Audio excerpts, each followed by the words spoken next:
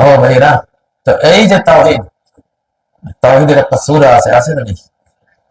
কোন সূরা? সূরাতুল ইখলাস। কুল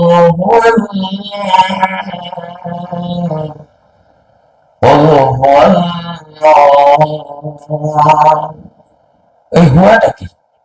কুল হুয়া, এটাকে আরবিতে বলে দমিরুল কিসসা, দমিরুল শান, দমিরুল কিসসাতিল আজীবাতিল গরীবাতিশ শান। বিস্ময়কর, আশ্চর্যজনক কাহিনী বর্ণনাকারী সর্বনাম। সর্বোচ্চ আশ্চর্যজনক ঘটনা কাহিনী বর্ণনাকারী সর্বনাম হুয়া। বল, তুমি বলো হে মুহাম্মদ, এই বিশ্ব চরাচরে, এই মহাবিশ্বে সবচেয়ে আশ্চর্যজনক কাহিনী, সবচেয়ে বিস্ময়কর ঘটনা, মানুষ হতবিহ্বল হয় যে কথা শুনে, যে ভাবনা ভাবে, সেই ভাবনাটা কি? সেটা হলো আল্লাহু আহাদ। আল্লাহ এক, একক, সৃষ্টিকরণে এক, লালন পালনে এক, জীবন দানে এক, মৃত্যু দানেও তিনি এক, সকল জ্ঞান বিজ্ঞান শিক্ষা দানে তিনি এক। আর কেউ তার সৃষ্টিকে জ্ঞান দিতে পারে না। ওয়াহিদুন ফি খালিকিয়াতিহি, ওয়াহিদুন ফি রুবুবিয়াতিহি, ওয়াহিদুন ফি রাযিকিয়াতিহি। কুল মাখলুকাতকে রিজিক দেন, এই পয়েন্টও এক। পৃথিবীর অযতনে যত কোটি লক্ষ বিলিয়ন ট্রিলিয়ন ট্রিলিয়ন ট্রিলিয়ন মাখলুককে খাওয়ান, এই খাদ্য দলের পয়েন্টেও তিনি আহাদ, তিনি এক, একক। রিজিক দাতা তিনি ছাড়া আর কেউ নাই, ঠিক নাকি? ওয়াহিদুন ফি মালিকিয়াতিহি, মহাবিশ্বের প্রতিটি অণু, প্রতিটি পরমাণু, প্রতিটি ইলেকট্রন, নিউট্রন, প্রোটন, কোয়ার্ক, অ্যান্টিকোয়ার্ক, প্রতিটি গড পার্টিকলস, যত ক্ষুদ্র থেকে একেবারে বৃহত্তর পর্যন্ত, সবকিছুর ওনারশিপ, সবকিছুর মালিকানা, সত্ত্বাধিকার, মালিকিয়াতের মধ্যেও তিনি এক। আহাদুন ফি মালিকিয়াতিহি। আসেনি কেউ এক জাররা কিছুর মালিক? আছে? সব আমরা ফকির নির্ভূত, সব কি? আমি কাজী ইব্রাহিম, আমি নিজে ফকির, আমার বাবা ছিল আরেক ফকির, আল্লাহ ফকির, আমার মাও ছিল আল্লাহর ফকির নি, তাই না? আমরা তার ভূত। দুনিয়াতে সবাই কি ফকির নির্ভূত? নমরুদ এক ফকির নির্ভূত, ফেরাও না আরেক ফকির নির্ভূত, যত বড় রাজা বাদশা, প্রেসিডেন্ট ট্রাম্প, পুতিন, ওই যে মোদি, ওই যে হাসিনা, ওই যে যা আছে সব কি ফকির নির্ভূত, ফকির নির্জি। কার ফকির এগুলি? আল্লাহ। ইয়া আইয়ুহান নাস, ওহে তোমরা, ওহে নাসেরা। নাস, নাস, নাস কাকে বলে? মানুষ। মানুষ কাকে বলে? মানুষ আরবি শব্দ, উনস থেকে মানুষ, মানুষ, মানুষ, মাহবুব, প্রিয়, আল্লাহ প্রিয়। এই জন্য আল্লাহ মানুষকে ইনসান বলেন, নাস বলেন, মানে আমার প্রিয়, আমার বন্ধু, আদমের খোলাফেন তোরা। আমরা জাত গোষ্ঠী শুদ্ধ আল্লাহ ফ্রেন্ড সার্কেল। সুবহানাল্লাহ। ওয়া সুমিয়াল ইনসানু ইল্লা বিউনসিহি, মানুষকে ইনসান বলা হয় তার উনসের কারণে, আল্লাহর সাথে তার কি আছে? ভালোবাসা আছে, এমনি ভালোবাসা। যোগ্য তোর কি যোগ্যতা আছে? আমি তোরে বানাইছি ভালোবাসা দিই, তুই একটু আমাকে ভালোবাসবি। এবাদত মানেই ভালোবাসা। ভালোবাসার সর্বশ্রেষ্ঠ স্টেজকে আরবিতে এবাদত বলে। সর্বশেষ স্টেজ কি? মনের একটা সম্পর্ক হয়, এটাকে বলে এলাকা। ফার্স্ট স্টেজ ভালোবাসা সম্পর্ক হলো, মন একটু ঝুঁকে গেলে তার দিকে, তাকে বলে দ্বিতীয় স্টেজ সবাবা। সবাবা ভালোবাসা দ্বিতীয় স্টেজ। তৃতীয় স্টেজ হলো সবাবার পরে কি? আবার আমার আষ্টে পৃষ্ঠে তার ভালোবাসাটা মনের মধ্যে গেঁথে গেল, ভালোবাসার তৃতীয় স্টেজ। চতুর্থ স্টেজ হলো এশক। এশক গাছের লতা পাতা যেমন পেঁচায়, মনের মধ্যে এই ভালোবাসাটা এইভাবে পেঁচিয়ে ধরলো, আর ছুটতেছে না। চতুর্থ স্টেজ। পঞ্চম স্টেজ হলো এমন ভালোবাসলাম আমার প্রিয়কে, আমি তার ভালোবাসায় মজনু হয়ে গেলাম। আসলে এবাদত কি? ভালোবাসা না। আমি বুঝি না দেখে আমরা এবাদত বুঝি না। এবাদতে আমরা বাংলায় বলি বান্দিগি। বন্দিগি, বন্দিগি ফার্সি শব্দ, বান্দা ফার্সি শব্দ, বান্দি ফার্সি শব্দ। বান্ধন বেঁধে রাখা, বেঁধে রাখা। যার মন যার সাথে বেঁধে রাখা হয় তাকে বলা হয় বান্দা, যার সাথে বাঁধা হয় তাকে বলা হয় বন্ধু। আরবিতে বলে মাহবুদ। যার মনটা ওই মাহবুদের সাথে গাথা, তাকে আরবিতে বলে আব্দ, বন্ধু। দর্দ দিল কে ওয়াস্তে पैदा किया इंसान को, इंसान রে আল্লাহ তাআলা দর্দ দিলের জন্য, দিলের দরদ, তুমি দরদে হও আল্লাহর জন্য, তোমার হৃদয়ের জগতে আল্লাহর একটা দরদ থাকবো, এই জন্য বানাইছি আমরা। দরদ আছে না, আছে না? তো আল্লাহর গাড়ি দিলে এখানে কেউ জীবন নিয়ে যেতে পারবে না, হ্যাঁ? খাইয়া ভালো একবার, ঠিক না? ঠিক, দরদ আছে না নাই? আছে। দরদ গুলি ঘুমায় থাকে আর কি, মাঝে মধ্যে জাগানোর জন্য কেউ নখ দিলে জাগিয়ে উঠে, ঠিক না? ওসমান হাদি হত্যাকাণ্ডে জেগে উঠছে না, একবারে সারা বাংলাদেশ জেগে উঠছে, সব বুঝতে আমরা, ঠিক না? স্বপ্ন তখন তোর, তুই যদি আক্রমণ করিস তোর দেখি ছোট রব্বুল আলামিনের নিয়ে তো ছোট, তোর যে কি কিয়ামত হলো সেটা ওই বন্ধু ছাড়া কেউ জানে, ঠিক না? কাল্লা ইন্না মাইয়া রাব্বি সায়াহদিন, আমার সাথে আমার রব আছে, ঠিক না? তাওহীদ। মুসা আলাইহিস সালাম কোনো ভয় পান না, উম্মতে কইতেছে গেলাম, ধরা পড়ে গেল, থাম, কি মনে করিস তোরা, আমার সাথে আবার রব আছে। আবু বকর যখন ভয় পাচ্ছিলেন যে ওরা তো গুহার দিকে তাকালে দেখে ফেলবে, লা তাহজান ইন্নাল্লাহা মা'ানা, আবু বকর সামান্য তুমি টেনশন করো না, কারণ সর্বশক্তিমান আল্লাহ সঙ্গী হয়ে আছেন। আল্লাহু আকবার। তাওহীদের মতো মজা দুনিয়াতে নাই। তা আমরা তাওহীদ 24 ঘন্টা এই মাত্রায় থাকি না, মহাবিপদে বললে মাঝে মধ্যে ওই মাত্রাটা আসে, ঠিক না? মহাবিপদে বললে ওই মাত্রাটা আসে। যেদিন আমার রয়েরা গ্রেফতার না, গুম করতে গেছিল, আমি সেই মাত্রা ছিলাম, আরে হুমকি ধান কি তর্জনে গর্জনে, রয়ের মঙ্গলটা কানে কয়, রয়ের ওই চিকেনটা সেদিন টের হয়েছে, তো চিকেন নেই, ঠিক না? চিকেন বলে চিকেনে বানায় ছাড়ছিলাম ওই দিন আল্লাহকে সাথে নিয়ে, কুছ পরোয়া নেই।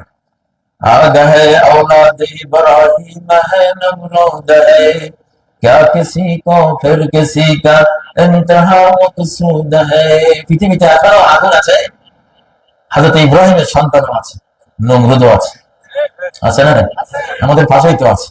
পরীক্ষা করতে চাস, হাত তো কিনবি, করতে পরীক্ষা করস না, দেখাই দিই, হ্যাঁ, ইব্রাহিমী তাওহীদের ক্ষমতা কি, ইব্রাহিমী তাওহীদের ক্ষমতা কি। মক্কার কুরাইশরা বলছিল, হে মুহাম্মদ, যদি চাঁদ টুকরা করে দিতে পারো তাহলে ঈমান আনবো। একটা ইশারা দিলেন ইব্রাহিমের ফলা হযরত মুহাম্মদ সাল্লাল্লাহু আলাইহি সাল্লাম, সেই তো উনি তাওলাদ ইব্রাহিম না, হযরত ইব্রাহিমের সন্তান না, সাইয়্যিদুল মুরসালিন না, খালি ইশারা করলেন। ক্ষমতা কি জিনিস? তাওহীদের পাওয়ার, তাওহীদের পাওয়ার, সেই পাওয়ার এখনো আছে। ইমাম মাহদীর বাহিনীর মধ্যে এরকম পাওয়ারফুল সেনানায়ক থাকবে, পাহাড় করলে পাহাড় ছিন্ন ভিন্ন করে আগে চলে যাবে। সুবহানাল্লাহ। এরকম কত ঘটনা আছে। উকবা ইবনে নাফি আফ্রিকার জঙ্গলে গিয়েছিলেন যুদ্ধ করার জন্য বর্বরদের বিরুদ্ধে। ওরা বলল, যে কয়টা সৈন্য এসেছে আমাদের আফ্রিকার জঙ্গলে, বাঘ সিংহ সাপ বিচ্ছু খেয়ে ফেলবে এদেরকে। ওনার কানে গেল, তিনি একটা ছোট্ট সিরকুট লিখে ভাষণ দিলেন, ও গহীন জঙ্গলের সিংহরা, বাঘ ভাল্লুকেরা, হায়নারা, সাপ বিচ্ছু হিংস্র প্রাণীরা, শোনো, আল্লাহর সৈনিকরা, আমরা এই জঙ্গলে এসেছি, এখানে সেনা ক্যাম্প করবো। কালকে সকাল হওয়ার আগে সবাই এই জঙ্গল খালি করে দাও। সাবধান, সকালের পরে যদি তোমরা বাঘ ভাল্লুক সিংহেরা কারোর সাথে দেখা হয় তাহলে জান নিয়ে নেব। ইতিহাস সাক্ষী, সারা আফ্রিকার জঙ্গলের যত বাঘ ভাল্লুক সিংহ হায়না বন বাগান উজাড় করে ভেঙে চলে সবগুলি পালিয়ে গেল। আল্লাহু আকবার। এটা তো আল্লাহ সৈনিক, এটা তো তাওহীদের পাওয়ার নিয়ে কথা কইছে, এটা লগে পাওয়া যাবে, ঠিক না? ঠিক। কত আল্লাহর তাওহীদ, ওনারা বাঘের উপরে, বাঘের পিঠে সাওয়ার ওই জঙ্গল পালিয়েছে। ইতিহাস আছে না?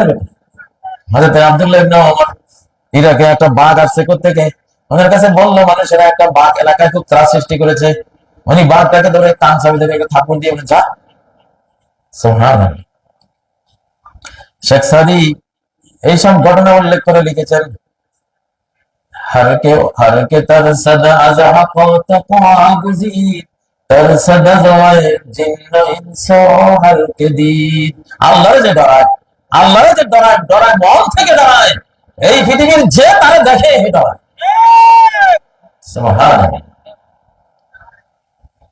1947-এর আগে রায়টের সময় হাজার হাজার হিন্দু একটা মুসলিম গ্রামে আক্রমণ করার জন্য আসতেছিল। ওই গ্রামে মুসলমান আছে মাত্র 25 জন, বাল বাচ্চা টাচ্চা এগুলি আছে, 25 জন মুসলমান।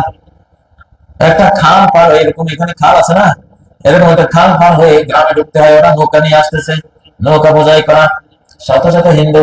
ওই 25 জনে একটা তাকবীর দিল, নারায়ে তাকবীর। তাকবীরের লাগে হয়তো ফেরেশতারাও যোগ দিছে। তাকবীরের লাগে নৌকাগুলি সব উঠে খালের মধ্যে দুইবার। হিন্দুরা করে কি এরা কইলো কি আর কাজ হইলো কি, সারা গা শীতের দিন ভিজা টিজা একবার সব পড়াইছে, বুঝলেন না? গৌর গোবিন্দের রাজপ্রাসাদ পড়ে গেছিল তাওহীদের তাকবীরের আওয়াজে, ঠিক না? নারায়ে তাকবীর। রোমান সাম্রাজ্যের সেনারা ভেঙে গিয়েছিল।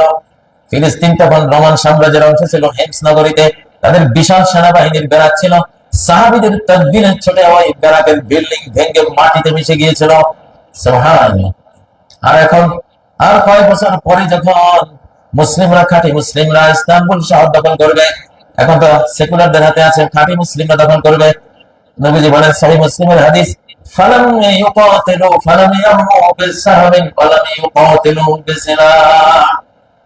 ওই মুসলিমরা, তাওহীদবাদী মুসলিমরা একটা তীরও নিক্ষেপ করবে না, কোন অস্ত্র দিয়ে যুদ্ধ করবে না, তারা শুধু মুখ দিয়ে উচ্চারণ করবে গগন বিদারী আওয়াজ, লা ইলাহা ইল্লাল্লাহ আল্লাহু আকবার। শুধু তাকবীর দিবে, তাকবীরের ছোটে প্রাচীর ভেঙে যাবে, আরেক তাকবীর দিবে আরেক প্রাচীর ভেঙে যাবে, আরেক তাকবীর দিবে আরেক প্রাচীর ভেঙে যাবে। পৃথিবীতে সবচেয়ে কঠিন প্রাচীর হলো ইস্তানবুল শহরের, সেই শত শত বছর থেকে তাকবীর ওটাকে ভেঙে। তাহলে এই তাকবীর তো ডিনামাইটের চেয়েও কি ক্ষমতা বেশি। ও ভাইয়েরা, তাওহীদবাদী হন। তো তাওহীদের মধ্যে সৃষ্টির কাছে সওয়াল করা হারাম, মাখলুকের কাছে সওয়াল করা আসলে হারাম। জায়েজ রাখা হয়েছে শুধু মানুষের তাওহীদের দুর্বলতার কারণে। একজন মুসলমান ফকির কারো কাছে হাত পাততে পারবে তার ঈমানের দুর্বলতার কারণে, না হলে আসলে এই মাসালা আসলু সুআলিল খালকি হারাম, মাখলুকের কাছে সওয়াল করা আসলে হারাম। কিন্তু মানুষের ঈমান তো আর সবার ঈমান সেই পর্যায়ে নাই, এই জন্য জায়েজ রাখা হয়েছে এক শর্তে। কয় শর্তে? কি শর্ত? তুমি যখন এমপি সাহেবের কাছে হাত পাতবা, মনটাও যদি এমপির কাছে পেতে দাও, তাহলে শিরকে আকবার করলা। যে এমপি সাহেব দেবে, এটা তারই ক্ষমতা, তারই পাওয়ার, সেই দিতে পারে। মনে যদি এটা ভাবো, হাতও পাতলা তার দিকে, মনটাও পাতলা তার দিকে, তাহলে শিরিক। তাই নাকি? মন পাততে হবে তার কাছে, মন আল্লাহর কাছে পেতে দাও। বলো না, তোমার এই বান্দা, এর কাছে তুমি কিছু সম্পদ দিয়েছ, চেয়ারম্যান, এমপি, মন্ত্রী, শিল্পপতি, বা তার কাছে কিছু সম্পদ আছে, আমি জানি।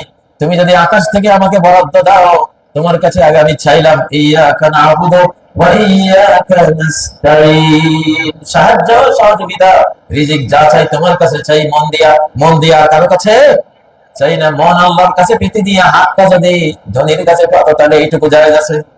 এইটুকু কি? তবুও এটা অপমান, তবুও এটা কি অপমান। আর যদি মন শুদ্ধ পাইতে দাও, তো শেষ, তোমার ঈমানে শেষ হয়ে গেল। ঠিক না? ঠিক।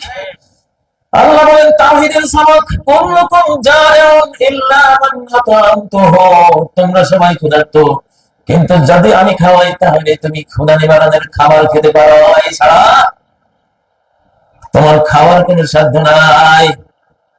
আমেরিকা এক বড় শিল্পপতির কাহিনী শুনেছি, বাংলাদেশের এক মৌলানা নেয়ামতুল্লাহ সাহেব তার বইতে উল্লেখ করেছেন। মিনিটে তার কারখানায় একটা গাড়ি বের হতো, অনেক আগের লোক। জীবনে এক টুকরো গোস্ত খেয়ে সে হজম করতে পারে নাই। ডাক্তারদেরকে সে বলেছে, এক টুকরো গোস্ত যে হজম করিয়ে দিতে পারবে, তার আমি এত এত কোটি ডলার দেব। কোন ডাক্তার পারেনি এক টুকরো গোস্ত হজম করে দিতে, সুবহানাল্লাহ, পারেনি। হাজী জহুরুল হক, বাংলাদেশের সেরা ধনী, মসুর ডালের জাউ খেয়ে দুনিয়া থেকে গেছে। ইতিহাস। আল্লাহ না খাওয়ালে খাইতে পারবো? আল্লাহ যদি কপালে জাউ রাখে, জাউই খাইয়ে যায়, ঠিক না? ঠিক।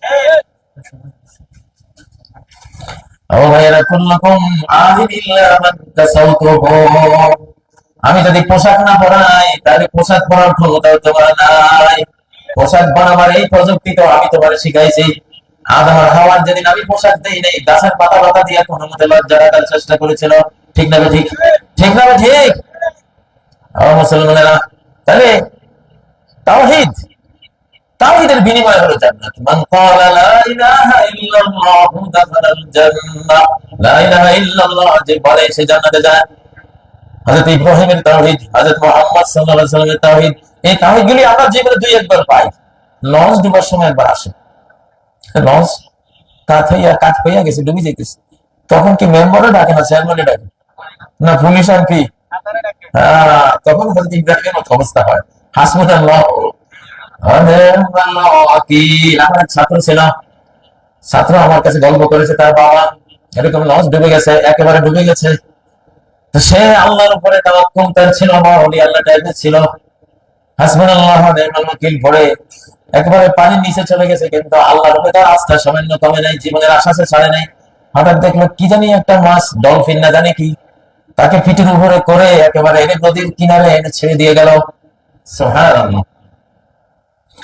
এই পর্যায়ে তাওহীদের পাবলিকরাও, এমনকি হিন্দুরাও, এমনকি মূর্তি পূজারীরা, আবু জাহেলরাও এরকম যখন জাহাজ ডুবি ঘটনার মুখোমুখি হয়, তারাও খাঁটি তাওহীদবাদী হয়ে যায়।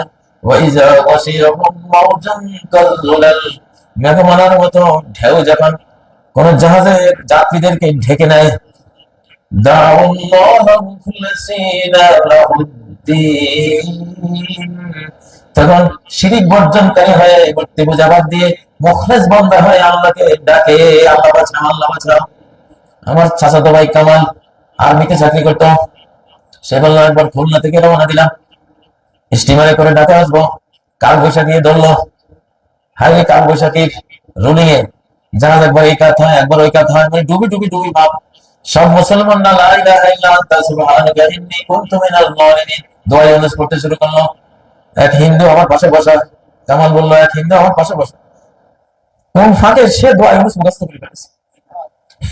আল্লাহু আকবার। জানে আজকে শীত না আয়াত দিয়ে কোন কাজ না, এরা জানে ডাকে ওরই পারবে বাঁচাইতে, সে মুখস্থ করে ফেলেছে। বিপদে বললে কয় সেকেন্ড লাগে দিয়ে মুখস্থ করতে, যান বাঁচানো বড়, ঠিক না? ঠিক। তো হিন্দুটা লা ইলাহা ইল্লা আনতা সুবহানাকা ইন্নী কুনতু মিনাজ জালিমিন চিৎকার দিয়ে পড়তেছে। যখন রুলিং একটু কমছে, মুসলমানগুলি বুঝতেছে যে না দোয়া কাজ হয়েছে, তো একটা বেড়ি ধরেছে, হিন্দুটা লাভ দিয়ে গেল, ভাই বিপদ জানি, ভাই তোর কাছে মাপ চাইবি, এটা এখন বন্ধ কর, আমি আরো একটু পড়ি। আল্লাহু আকবার, সুবহানাল্লাহ। হৃদয়ের একেবারে মণিকোঠার ভিতরে তাওহীদের অগ্নিস্ফুলিঙ্গটা ঘুমন্ত তারও অন্তরে আছে।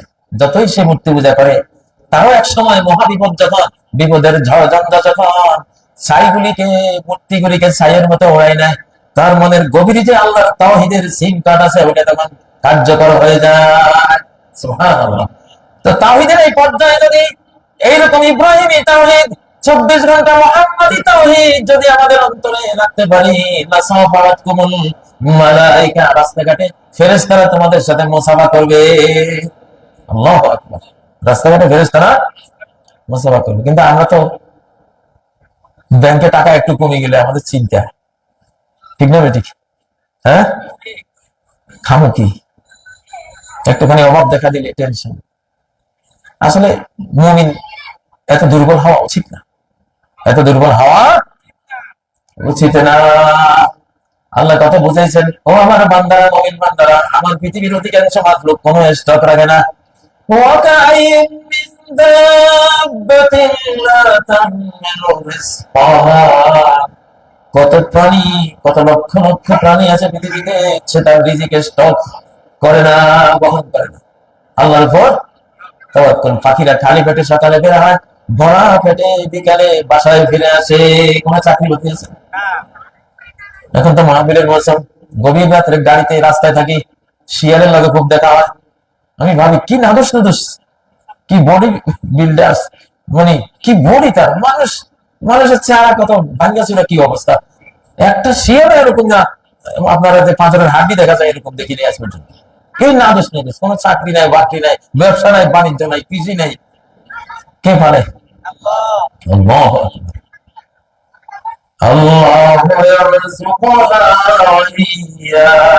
আল্লাহ তাদেরকে খাওয়ান। আল্লাহ বলেন, যদি তোমরা আল্লাহর উপরে পাখিদের মতো ভরসা করতে পারতা, লারাযাকাকুম কামা ইয়ারযুকুত তায়র, তাহলে পাখিরে আল্লাহ যেমন খাওয়ায় তোমাদেরকে ঘরে বসে আল্লাহ এরকম খাওয়াইতো। এই উম্মতের রিজিক হলো নামাজ, রিজিকের রুজি রোজগারের দৌড়ঝাঁপ হলো নামাজ, সালাত। এই জন্য মেয়েরাজে রাতে 50 ওয়াক্ত ফরজ করে দিছিল। তোর মধ্যে কোনো কাজ নাই, খালি নামাজ পড়বো, আমি খালি খাওয়াবো বলি। কোনো ব্যবসাও লাগতো না, কৃষিও লাগতো না, ফিশারিও লাগতো না, কিচ্ছু করা লাগতো না, বিদেশও যাওয়া লাগতো না, খালি মসজিদে থাকবে, মান্না সাল্লার মতো খাওয়াবো। ঠিক না? ঠিক। সূরা তাহার একবারে 124 নম্বর আয়াতে এটাই বলছেন, লা নাসাল ওয়া'মুর আহলাকা বিস-সালাতি ওয়াসতাবির আলাইহা, তোমার পরিবার পরিজনকে সালাতের আদেশ করো, কঠিন ধৈর্য ধরে সালাতের উপর থাকো। লা নাসআলুকা রিজকা, গোটা ঘর যদি এর মুসল্লি হয়ে যায়, 5 ওয়াক্ত নামাজ পড়ো, তাহাজ্জুদ পড়ো, ইশরাক পড়ো, দোহা পড়ো, নফল পড়ো, আওয়াবিন পড়ো, যদি এর মুসল্লি হয়ে যায়, তাহলে রিজিক লাগবে না, রিজিকের কোনো দাবি নেই তোমার কাছে, আমি খাওয়াবো সমস্যা। মেয়েরাজা এই জন্য পরামর্শ দিছিলেন 50। আমি আয়াত ট্রাই করেছি জেলখানায় যখন ঢুকলাম, 10টা টাকাও তো ঘরে রাখি যাইতে পারি নাই। হায় হায় কি অবস্থা! রাত্রে ঘুমিয়ে আছি, স্বপ্ন দেখলাম মাওলানা মামুনুল হক সাহেব তিনি জুমা পড়াবেন, আমি আর হাফেজ হাসান আমরা দুইজন মুসল্লি। আমি মামুনুল সাহেবকে বললাম, মামুনুল হক সাহেব অর্থনীতির উপরে খুতবা দেন, জেলখানায় তো এখন অর্থনীতি নাই, পোলাপান কি দিয়ে ভাবলাম, মসজিদ মাদ্রাসা এত স্কুল এত কি দিয়ে চালাবো, অর্থনীতির উপরে খুতবা দেন। বলার সাথে সাথে মাওলানা মামুনুল সাহেব কেবলার দিকে ফিরে গেল, খুতবা নাই, ফিরে 2 রাকাত নামাজ পড়াইলো, নামাজের ভিতরে হাঁটতেছে, হাঁটার অ্যাক্টিং করতেছে, আমার বোঝাচ্ছে যে তুমি নামাজ পড়লে আর হাঁটাহাঁটি লাগতো না, এটাই তোমার রিজিকের জন্য, ব্যবসা বাণিজ্য, দৌড়াদৌড়ি, কৃষি, এটাই সব। জেলখানায় আইসো নামাজ পড়ো। সত্যি নামাজ শুরু করলাম, সেই রাত 1:30 2টা থেকে তাহাজ্জুদ শুরু করতাম, 2 রাকাতেই 3.5 ঘন্টা 4 ঘন্টা পার। তো জেলখানায় আমার প্রতি মাসে খরচ কত হইতে জানেন? 27,000 টাকা। একদিনও জেলের ভাত খাইনি। আর আমি জেলারে তো শুনলে কবি, তাহলে এই জেলটারে তো হ্যাঁ পাত্তা না, ইনশাল্লাহ একবারে জানিয়েছে, একবার নিয়ে তো একটা বিদায় হয়ে গেছে। ঠিক না? ঠিক। হাত দিও না, হাত দিলে টিকতে না, বিদায় ইনশাল্লাহ মালিকই বিদায় করে দিবে। জেলখানায় আমি সারা জীবনে এত সুন্দর খাবার খাই না, জেলখানায় আল্লাহ এত সুন্দর খাবার খাওয়াইছে। নামাজ পড়ছি লম্বা লম্বা, সালাত রিজিকটা নিয়ে। ঠিক না? ঠিক। ও ভাইরা, তাহলে তাওহীদবাদী মুসলমান বাংলাদেশকে যদি ভালো বানাতে চান, নিজেরা যদি ভালো থাকতে চান, যার তাওহীদটা যত মজবুত, তার জীবন তত মজবুত, তত সুন্দর, তত সুখী, তত সাকসেসফুল, তত সে ঘরোয়া জীবনে, সমাজের জীবনে, রাষ্ট্রীয় জীবনে, কবর জীবনে, আসল জীবনে, তত সে নিরাপদ একজন মানুষ, সুখী একজন মানুষ। এই পৃথিবীতে শিরিক হলো সকল মুসিবতের মূল কারণ। ধ্বংস করেছে শিরিকের কারণে, ফেরাউনকে শিরিকের কারণে, কওমে নূহকে শিরিকের কারণে, কওমে লূত, কওমে শুআয়ব, কওমে আদ, সামুদ সবাইকে কি কারণে? শিরকের কারণে। তাওহীদ হলো শিরকের বিপরীত। ঠিক না? শিরক হলো মাখলুকবাদী, আর তাওহীদ হলো আল্লাহবাদী। কি বাদী? সর্ব অবস্থায় হাসবুনাল্লাহু ওয়া নি'মাল ওয়াকিল। সুবহানাল্লাহ। বিপদের সময় মানুষ তাওহীদবাদী হয়, তো যদি সুখের সময় সে তাওহীদবাদী থাকে, তার মতো ভালো মানুষ, সুখী মানুষ, নিরাপদ মানুষ আর পৃথিবীতে নাই। প্রিয় ভাইয়েরা, আমার এক ভাই তাওহীদের কথা আমার মনে করে দিছে বক্তৃতার আগে, এই জন্য তাওহীদের উপরে বক্তৃতা করলাম। তাওহীদ হলো সমস্ত হাসানাতের একেবারে ফাউন্ডেশন। আল্লাহর নবীকে মেরাজের রাতে আল্লাহ বলে দিয়েছেন, যদি শিরকের দ্বারা তাওহীদ নষ্ট না করে তোমার কোন উম্মত, তাহলে সে যদি শিরিক না করে আসে, যেই পরিমাণ গুনাহ নিয়ে আসবে সেই পরিমাণ ক্ষমা নিয়ে আমি তার কাছে যাব। উম্মতের যে শিরিক ছাড়া করবে তার সমস্ত কবিরা গুনাহ মাফ। মানে তাওহীদ ঠিক আছে, শিরিক দিয়া তাওহীদ ধ্বংস করে নাই। ওই কবর মাজারে যে শুয়ে রয়েছে, এই তো বকিনির ভূত, ওর কাছে কিছু আছে? হ্যাঁ, তাহলে আমরা সবাই বকিনির ভূত। নবী, রাসূল, ওলি, আউলিয়া, কাজী, হাজী, গাজী সবাই কি বকিনির ভূত? ধনীকে আল্লাহ, ধনীকে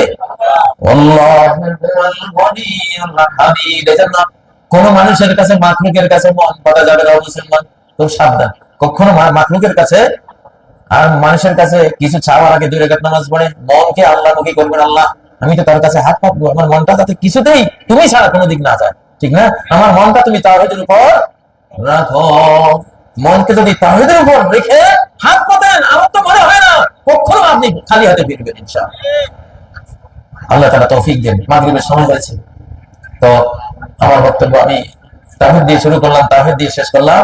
আল্লাহ তাআলা আমাদেরকে বাকি তাওহীদের সৌন্দর্যগুলি, তাওহীদ বাগানের অজস্র চামেলি বেলি, গোলাপ, রজনীগন্ধা, এইসব তাওহীদের ফুলগুলি কুড়াবার আল্লাহ আমাদের তৌফিক দান করুন। আল্লাহ তাআলা এই মাদ্রাসাকে কবুল করেন।